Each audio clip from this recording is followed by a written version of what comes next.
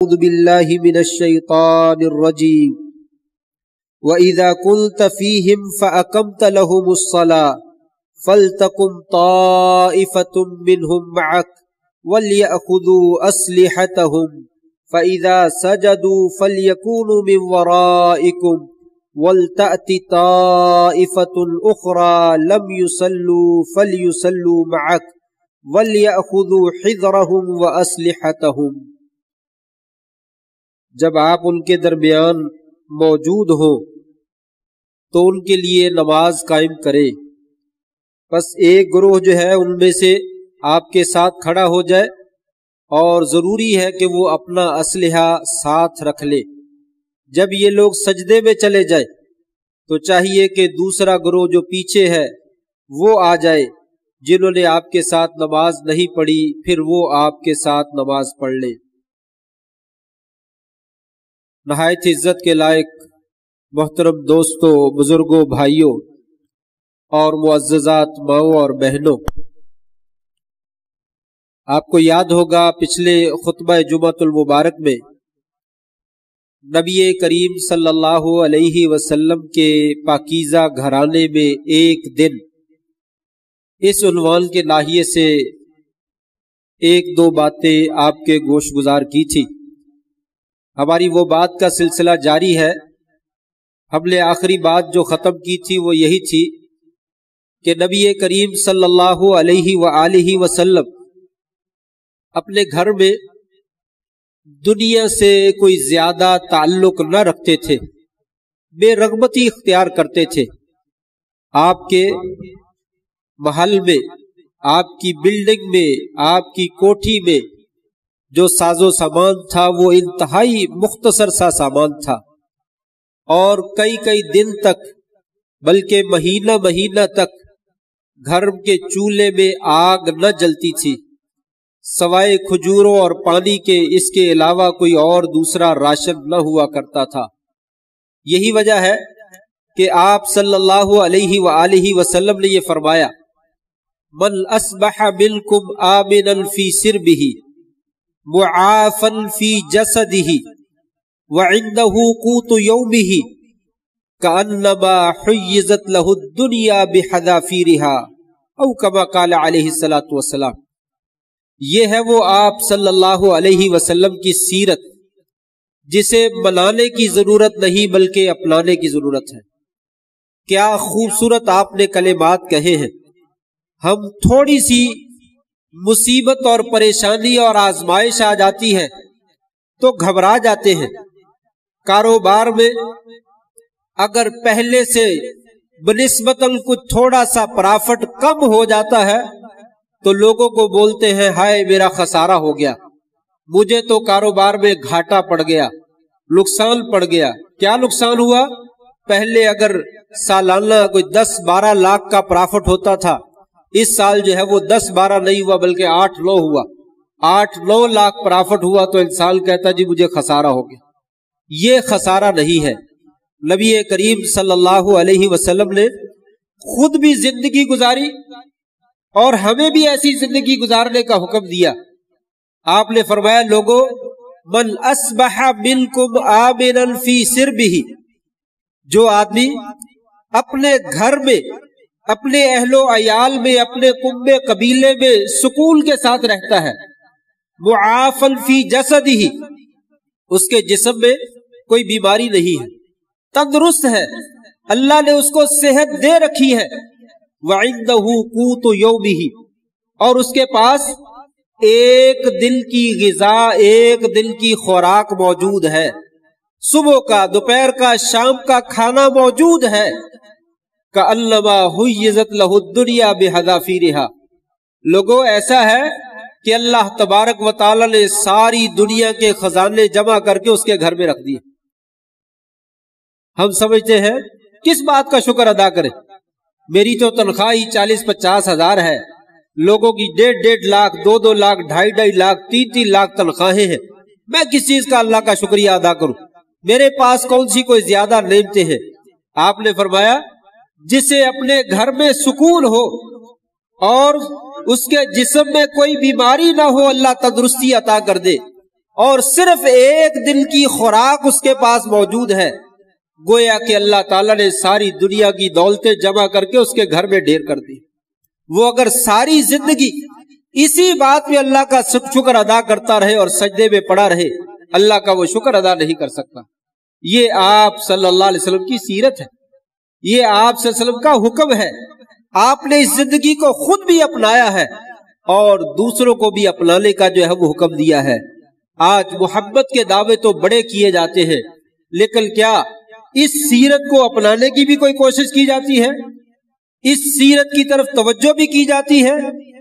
آئیے ایک اور پہلو نبی کریم صلی اللہ علیہ وسلم کی زندگی کا، آپ کی شخصیت، آپ کی تخلیق، آپ کا چہرہ انور اور آپ کی ذات کیسی تھی، اس کے بارے میں محدثین کرام نے مختلف روایات جو ہے وہ ذکر کی ہے۔ ان میں سے ایک روایت ہے، حضرت براء ابن عازب رضی اللہ تعالیٰ عنہ فرماتے ہیں کہ نبی کریم صلی اللہ علیہ وسلم کان احسن الناس، لوگوں میں سے بہترین اور خوبصورت انسان تھے، خلقاً، تخلیق کے اعتبار سے۔ آپ صلی اللہ علیہ وسلم لا بالطویل البائن، آپ صلی اللہ علیہ وسلم جو ہے وہ بہت زیادہ لمبے نہیں تھے، ولا بالقصیر، اور بہت چھوٹے قد کے بھی نہیں تھے، بلکہ درمیانے قد کے تھے، جیسا کہ دوسری روایت میں موجود ہے مربوعاً، آپ صلی اللہ علیہ وسلم کا قد جو تھا وہ درمیانہ تھا، اور آپ صلی اللہ علیہ وسلم ولیس بالآدب، آپ سب گندمی رنگ کے نہ تھے، ولا بالابیض الامحق، اور نہ ہی آپ کا رنگ چونے کی طرح بالکل سفید تھا۔ چونے کی طرح کا سفید رنگ کوئی اچھا رنگ نہیں ہوتا، آنکھوں کو تیزی کے ساتھ پڑتا ہے جس کی طرف دیکھا نہیں جاتا۔ فرمایا آپ کا رنگ نہ تو انتہائی زیادہ سفید جیسے چونا سفید ہوتا ہے اس طرح کا نہیں تھا، اور نہ ہی آپ کا رنگ جو ہے وہ گندمی رنگ تھا، بڑا خوبصورت آپ کا جو ہے وہ رنگ تھا۔ ولا بالجعد القطط، آپ کا جسم جو ہے گٹھا ہوا نہیں تھا، ایک حصہ دوسرے حصے میں دھنسا ہوا نہیں تھا، یعنی گوشت کے اوپر گوشت چڑھا ہوا ہو، بلکہ آپ متوسط جسامت کے مالک تھے۔ ولا بالسبت، آپ کے بال گگریالے بھی نہیں تھے اور بالکل سیدھے بھی نہیں تھے۔ آپ صلی اللہ علیہ وسلم کے بال عموماً جو ہے وہ آپ کے کانوں تک یا آپ کی گردن تک یا آپ کے کندھوں تک جو ہے وہ ہوا کرتے تھے، اور آپ صلی اللہ علیہ وسلم کی داڑھی مبارک تھی، اور اس میں زندگی کے آخری ایام میں کوئی 20 کے قریب بھی سفید بال نہیں تھے۔ بڑھاپا موجود تھا لیکن بہت معمولی سا، اس کے آثار ظاہر ہو رہے تھے، اور آپ کی داڑھی میں کوئی 20 کے قریب بال نہیں تھے، یعنی اس سے کم کم بال تھے جو سفید ہوئے تھے، باقی سارے کے سارے بال جو تھے وہ کالے تھے۔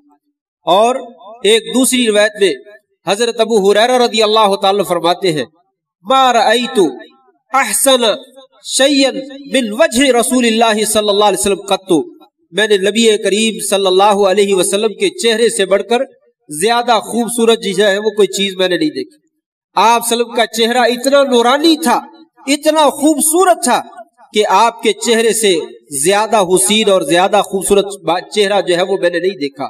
اور ایک صحابی بیان کرتے ہیں کہ آپ کا چہرہ اتنا چمکدار تھا کأن الشمس تجری فی وجہہ، گویا کہ سورج جو ہے وہ آپ کے چہرے میں چل رہا ہے، اس کی چمک اور دمک جو ہے وہ موجود ہے۔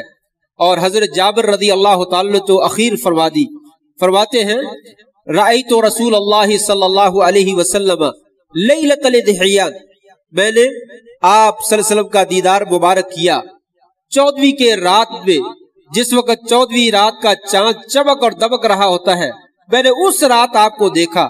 وعلیہ حلۃ الحمراء، آپ نے سرخ رنگ کا جوڑا جو ہے وہ پہن رکھا تھا۔ میں فجعلت انظر الیہ والی القمر، میں نے کبھی آپ کو دیکھتا کبھی چہرے کو دیکھتا اور سوچ میں پڑ گیا کہ آپ زیادہ حسین ہے یا چاند زیادہ حسین ہے۔ تو فرماتے ہیں فَلَهُوَ أَحْسَنُ عِنْدِي مِنَ الْقَمَرِ، میں نتیجے پہ یہی نتیجے پہ پہنچا کہ میرے محبوب صلی اللہ علیہ وسلم کا چہرہ جو ہے وہ چاند سے زیادہ خوبصورت ہے۔ یہی وجہ ہے کہ حسان ابن ثابت رضی اللہ تعالیٰ عنہ وہ اپنے اشعار میں آپ کی تعریف کرتے ہیں تو فرماتے ہیں وَأَحْسَنُ مِنْكَ لَمْ تَرَ قَطُّ عَيْنِي وَأَجْمَلُ مِنْكَ लम तलिदिन निसाउ कअन्नका कद खुलिक़्ता कमा तशाउ खुलिक़्ता मुबर्रअन मिन कुल्लि ऐबिन कअन्नका कद खुलिक़्ता कमा तशाउ। फरमाते हैं आपसे ज्यादा हुसीन और खूबसूरत किसी आंख ने कभी देखा ही नहीं। इतने खूबसूरत और इतने हुसीन और जमील थे आप कि आपसे ज्यादा हुसीन बढ़कर कभी किसी इंसान ने किसी चीज को नहीं देखा।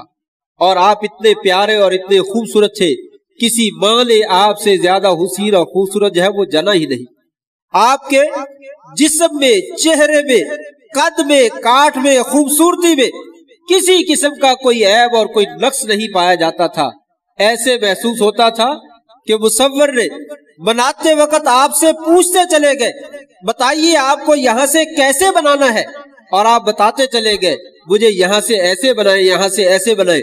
जैसे जैसे आप फरमाते गए वैसे वैसे बनाने वाले ने आपको बना दिया। आप इतने खूबसूरत थे, इतने हुसीन थे और इतने शानदार थे। हजरत अनस रज़ी अल्लाह ताला फरमाते हैं आपका जिस्म मुबारक इंतहाई नर्मो नाज़ुक था।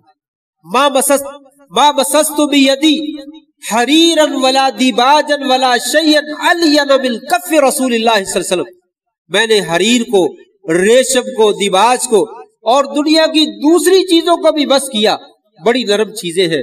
लेकिन जैसे ही मेरा हाथ नबी करीम सल्लल्लाहु अलैहि वसल्लम के हाथ मुबारक को लगा तो मुझे महसूस हुआ कि नबी करीम सल्लल्लाहु अलैहि वसल्लम का हाथ मुबारक तमाम चीजों से ज्यादा जो है वो नरम है।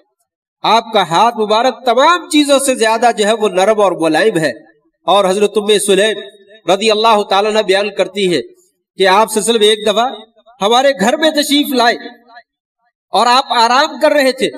आपको पसीना आया, मैंने जल्दी से एक शीशी पकड़ी, वो पसीना जो है वो अपनी शीशी में मैंने सेव करना शुरू कर दिया।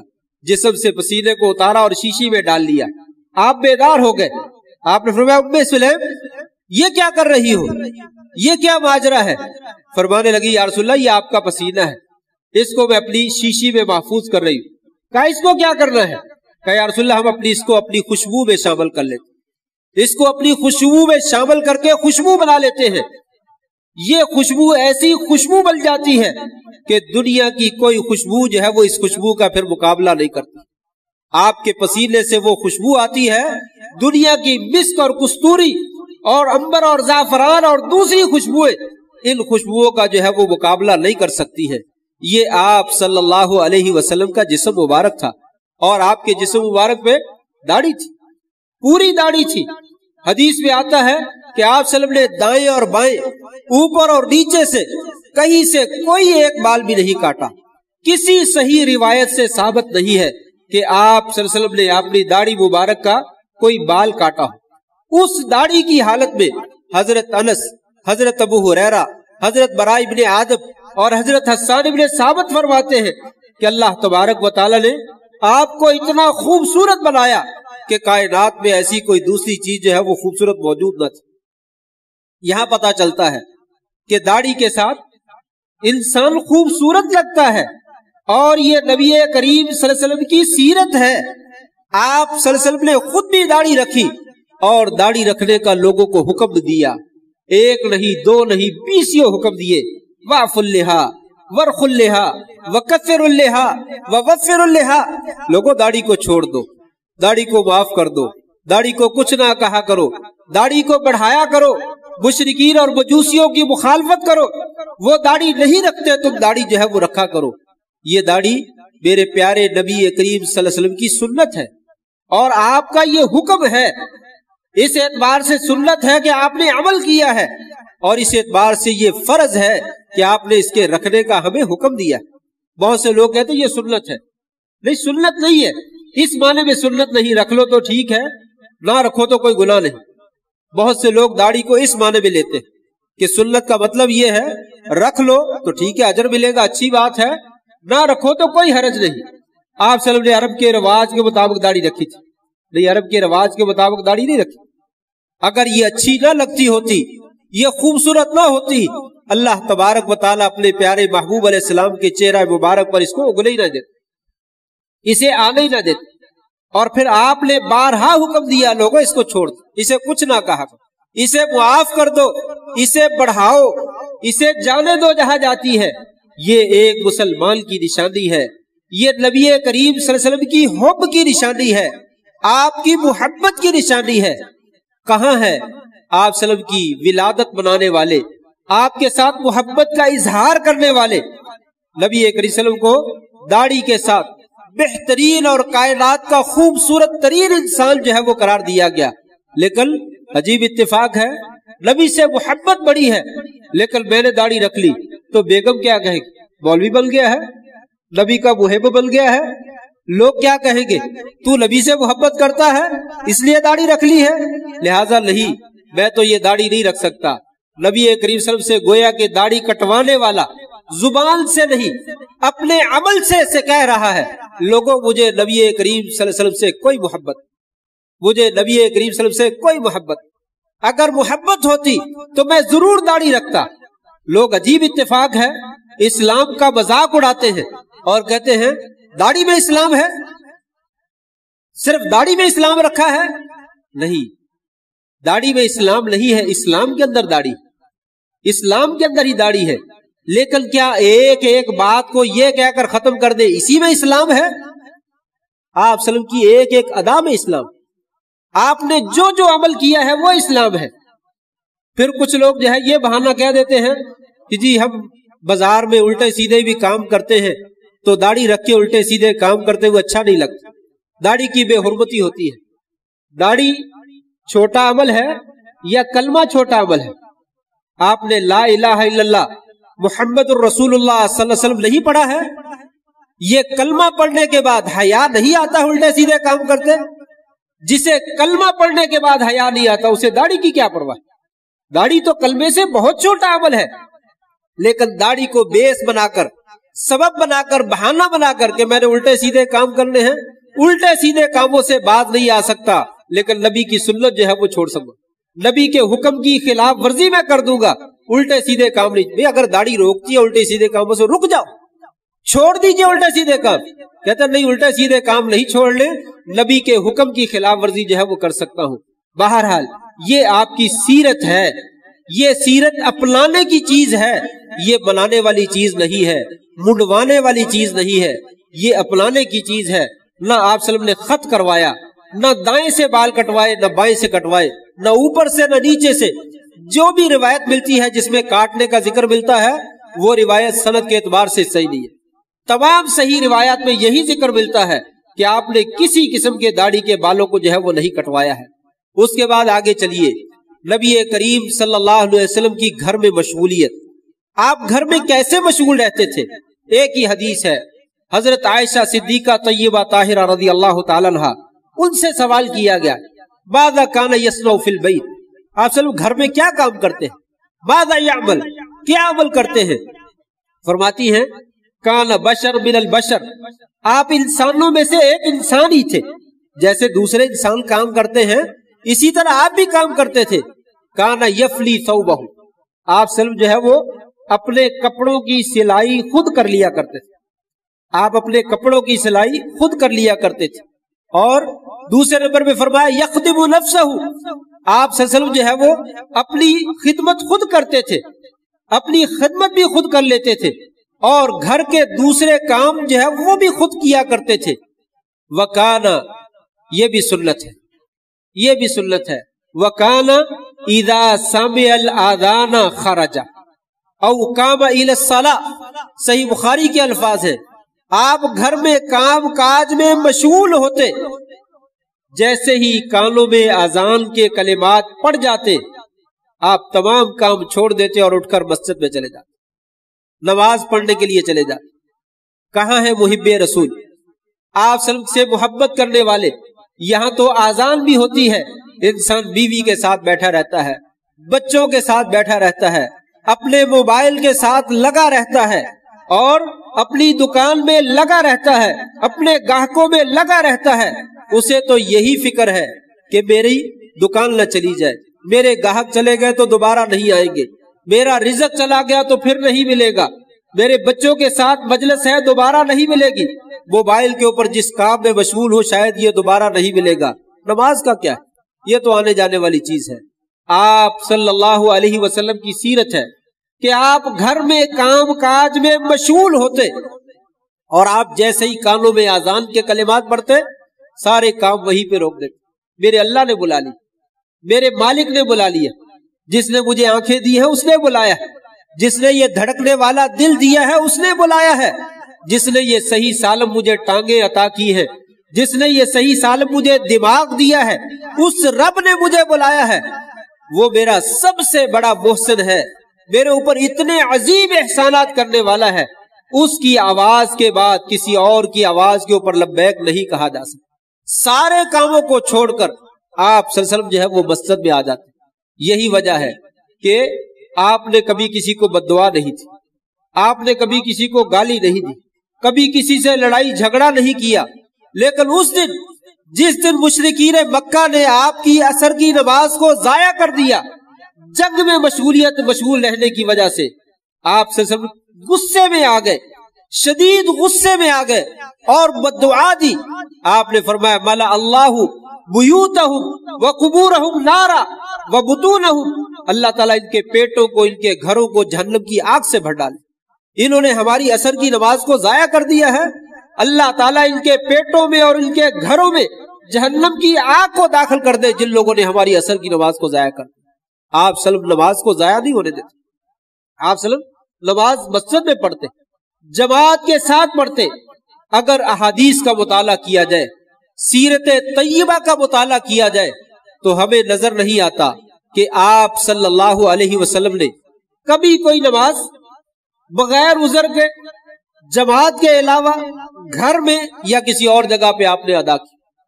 ایک نماز بھی ہمیں نہیں ملتی, ایک نماز. مشرکین مکہ کے ساتھ خندق کے موقع پر نماز ضائع ہوئی, ان کو بددعا دے دی. اس کے بعد اللہ تعالیٰ نے جنگ کی نماز کے احکام نازل کر دی. آپ صلی اللہ علیہ وسلم نے خود فرمایا لوگوں من سمع النداء فلم یاتی فلا صلاۃ لہ الا من عذر, جس بندے کو اذان کی آواز سن گئی ہے پھر وہ نماز پڑھنے کے لیے نہیں آتا, اللہ کے ہاں اس کی کوئی نماز نہیں ہے سوائے اس کے کہ اور اس کو کوئی شرعی عذر ہے. شرعی عذر ہے تو بعد میں پڑھی جانے والی نماز قبول ہے, اگر شرعی عذر نہیں ہے تو بعد میں وہ ساری زندگی قضائیاں دیتا رہے, اس کی کوئی نماز اللہ کے ہاں قابل قبول نہیں. من سمع النداء فلم یاتی فلا صلاۃ لہ, جس نے اذان کو سن لیا پھر وہ مسجد میں نہیں آتا ہے, وہ یاد رکھ لے اس کی کوئی نماز. یہی وہ وجہ ہے کہ آپ صلی اللہ علیہ وسلم فرماتے ہیں میرا جی چاہتا ہے میں کسی بندے کو کہوں جماعت کھڑی کرو, اپنی مسلح پہ کسی بندے کو کھڑا کر دو اور اپنے ساتھ کچھ لوگوں کو لے چلوں جن کے پاس لکڑیاں ہو, ایندھن ہو, اور ان لوگوں کے گھروں میں چلا جاؤں جن کے جو لوگ گھروں میں بیٹھے ہوئے ہیں اور مسجد میں نماز پڑھنے کے لیے نہیں آتے.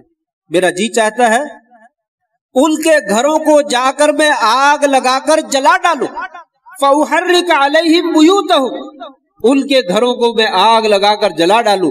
الَّذِينَ لَا يَشْهَدُونَ الصَّلَاةَ, جو مسجد میں نماز پڑھنے کے لیے نہیں آتے. کہاں ہے محبان رسول, نبی کریم صلی اللہ علیہ وسلم سے محبت کرنے والے؟ ہم سے تو جمعہ کے دن وقت پہ نہیں آیا جاتا, ہر نماز کے لیے وقت پہ کہاں پہ آنا ہے. حرمت رسول پہ قربان بھی, جان بھی قربان ہے. کہاں پہ قربان ہے؟ ایک نماز کے لیے ہم وقت دینے کے لیے تیار نہیں ہے, 15 منٹ جو ہے وہ ہم دینے کے لیے تیار نہیں. 10 منٹ کی نماز ہوتی ہے, 5 منٹ وقت سے پہلے آ جائے, 15 منٹ دے دیجئے, 5 منٹ بعد میں دے دیجئے, 20 منٹ, اور 20 پاجا 100, اگر پانچوں نمازوں میں 20 منٹ بھی دے تو 100 منٹ بنتے ہیں. 1.5 گھنٹہ جو ہے وہ بنتا ہے تقریباً. 1.5 گھنٹہ یومیہ اللہ تعالیٰ کے لیے نہیں دے سکتے, اللہ کے نبی صلی اللہ علیہ وسلم کی آواز پر لبیک نہیں کہہ سکتے, تو کیا ہم حرمت رسول پہ جان بھی قربان کا نعرہ لگا کر جو ہے اس کو خاص شرمندہ تعبیر جو ہے وہ کہاں پہ کر سکتے ہیں؟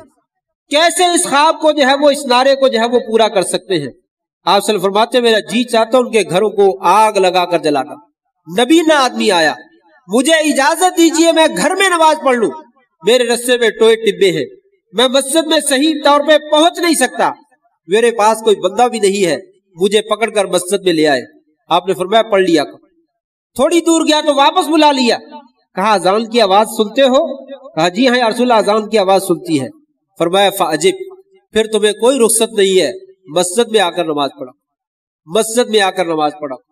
नबी करीम सल्लल्लाहु अलैहि वसल्लम को अल्लाह तबारक व तआला ने कुरान मजीद में, जो मैंने शुरू में आयत पढ़ी सूरह माइदा की, अल्लाह तबारक व तआला फरमाते हैं व इज़ा कुन्त फ़ीहिम फ़अक़मत लहुस्सलाह, ऐ नबी नमाज और जमात जंग में भी मुआफ नहीं है।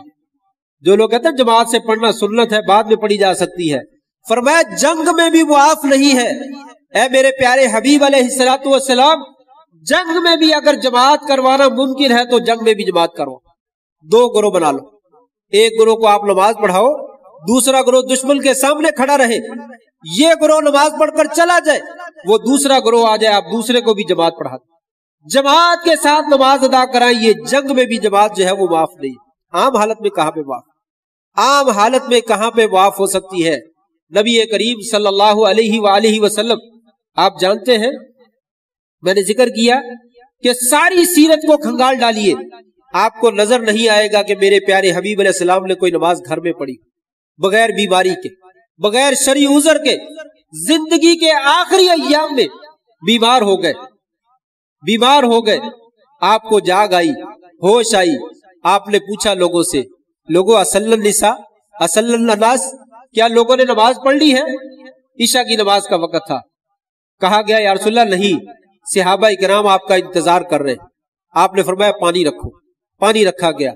आपने गुस्ल फरमाया, गुस्ल किया, गुस्ल करके उठकर जाने लगे, फिर गिर गए और बेहोश हो गए। थोड़ी देर के बाद दोबारा होश आया, फिर आपने पूछा लोगों ने नमाज पढ़ ली है? कहा या रसूलल्लाह नहीं, अभी नमाज नहीं पढ़ी, आपका इंतजार किया जा रहा है। आपने फिर पानी मंगवाया, फिर गुस्ल किया, जाने लगे, फिर गश खाकर गिर गए और बेहोश हो गए। तीसरी मर्तबा फिर होश आया, फिर आप उठे और आपने पूछा लोगों ने नमाज पढ़ ली है? कहा या रसूलल्लाह नहीं, आपका इंतजार किया जा रहा है। आपने फिर गुस्ल किया, गुस्ल करने के बाद फिर जाने लगे, फिर गश खाकर गिर गए। 3 दफा ऐसे हुआ। चौथी मर्तबा आपने कहा अबू बकर से कहो लोगों को नमाज पढ़ाए, मैं नहीं जा सकता, अब मेरे अंदर हिम्मत नहीं है, अबू बकर से कहिए वो नमाज पढ़ाए। जरा सोचिए तो सही, ये कैसी कैफियत है। 3 मर्तबा गश खाकर गिर जाते हैं और अभी भी दिल में ख्वाहिश है कि मैं नमाज घर में अदा ना करूं बल्कि मस्जिद में जाकर अदा करूं। इन दिनों में चंद आखिरी बीमारी के अय्याम में आपने घर में नमाज पढ़ी। एक दिन थोड़ी सी तबीयत में इफाका हुआ, थोड़ा सा इफाका हुआ, 2 सहाबा को बुलाया, मुझे मस्जिद लेकर चलो। हदीस के अल्फाज हैं, दोनों ने कंधा दिया, कंधा देकर मस्जिद में लेकर गए। आपके अंदर इतनी सकत और हिम्मत नहीं है कि आप अपना पाँव जो है वो उठाकर आगे रख सके, अपना पाँव उठाकर आगे रख सके। जिस्म में जान नहीं है। हदीस के लफ्ज है वरिजलाहु तखुत्तानिल अर्दा या खुत्तानिल अर्दा, आपके दोनों पाँव जमीन पे घिसट रहे और लाइनें बन रही है। जमीन पे लाइनें बनाते हुए, पाँव को घसीटते हुए आप मस्जिद में गए और अबू बकर सिद्दीक रज़ियल्लाहु अन्हु को जब पता चला कि आप मस्जिद में तशरीफ लाए, पीछे हटने लगे। आपने इशारा किया नहीं रुक जाओ, उनको वहीं पे रहने दिया। सहाबा से कहा मुझे उनके बाईं जानिब बिठा दो, आप उनके बाईं जानिब बैठे, फिर मस्जिद में जाकर नमाज पढ़ी। ये जिंदगी के अय्याम की आखिरी नमाजें हैं। किस कैफियत में मेरे प्यारे हबीब अलैहिस्सलाम ने अपनी नमाज की हिफाजत फरमाई और लोगों को बतलाया, लोगों देखो मेरी तबीयत कैसी है, मेरी कैफियत कैसी है, मेरे अंदर सकत कितनी है, लेकिन इसके बावजूद मैं फिर मस्जिद में आकर नमाज पढ़ रहा हूँ, तुम्हारे सामने मस्जिद में आकर नमाज पढ़ रहा हूँ। लोगों मेरी सुन्नत को कायम रखना, मेरे इस तरीके को कायम रखना। जब तक तुम इसको हिफाजत करोगे अल्लाह तबारक व तआला तुम्हारी हिफाजत करेगा। अगर तुम नमाज की हिफाजत करोगे अल्लाह तुम्हारी हिफाजत करेगा। इहफदिल्लाह यहफदका, तुम अल्लाह की हिफाजत करो अल्लाह ताला तुम्हारी हिफाजत फरमाएगा। अल्लाह की हिफाजत यही है कि उसकी नमाज की हिफाजत की। फरमाया लोगों इसकी हिफाजत करना। और फिर जिंदगी के आखिरी कलेमात, आपकी आखिरी वसीयत नबी करीम सल्लल्लाहु अलैहि वसल्लम ने जाते जाते जो फरमाई थी, मालूम है क्या है? नबी से बड़ी मोहब्बत है लेकिन नबी की वसीयत याद नहीं है। नबी की वसीयत को कोई नहीं मनाता, ना कोई अपनाता है। आप सल्लल्लाहु अलैहि वसल्लम ने फरमाया था लोगों इसके बाद आपने कोई कलेमात नहीं कहे, अस्सला अस्सला वमा मलकत ऐमानुकुम, लोगों मेरे पीछे नमाज की हिफाजत करना, नमाज को जाया ना होने देना। लोगों नमाज नमाज नमाज, اس کو بچا لینا، جس نے اس کو بچا لیا اس نے سارا کچھ بچا لیا۔ اگر کسی کی نماز ضائع ہوگی سمجھو سب کچھ ضائع ہوگا۔ لوگوں میرے پاس نماز اور اپنے نوکروں کی، اپنے غلاموں کی حفاظت کرنا، ان کے اوپر ظلم نہ کرنا۔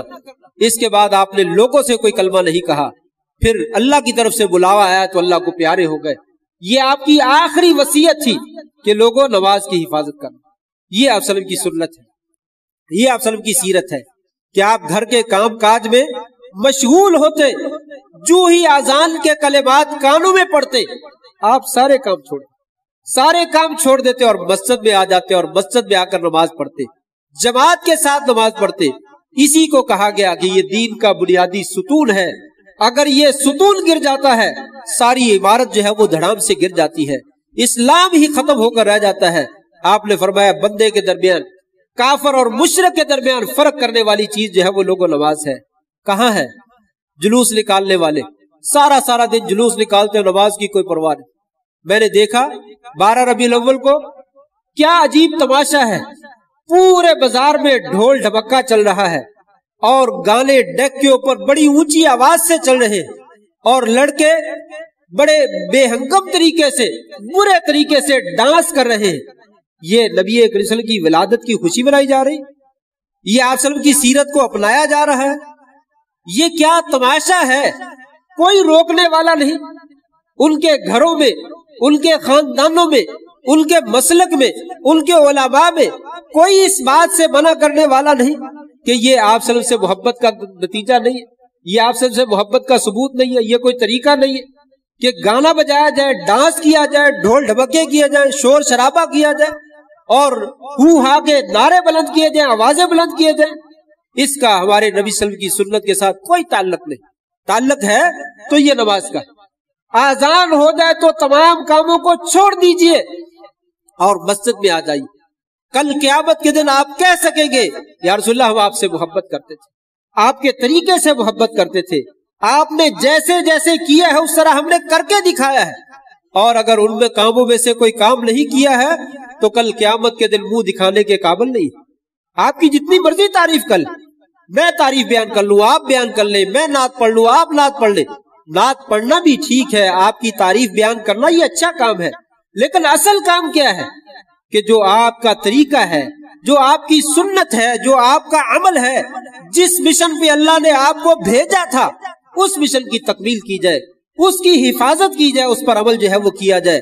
اگر یہ عمل موجود ہے تو سب کچھ موجود ہے، اگر یہ عمل نہیں ہے تو پھر خالی محبت جو ہے وہ کسی کام نہیں آئے گی۔ اللہ سے دعا ہے اللہ تبارک و تعالی ہمیں اپنے پیارے حبیب علیہ الصلوۃ والسلام کی سنت جو ہے اس کو اپنانے کی توفیق نصیب فرمائے، اپنی زندگی میں اسے لانے کی اور اس پر عمل کرنے کی توفیق نصیب فرما دے۔ وآخر دعوانا ان الحمد للہ رب العالمین۔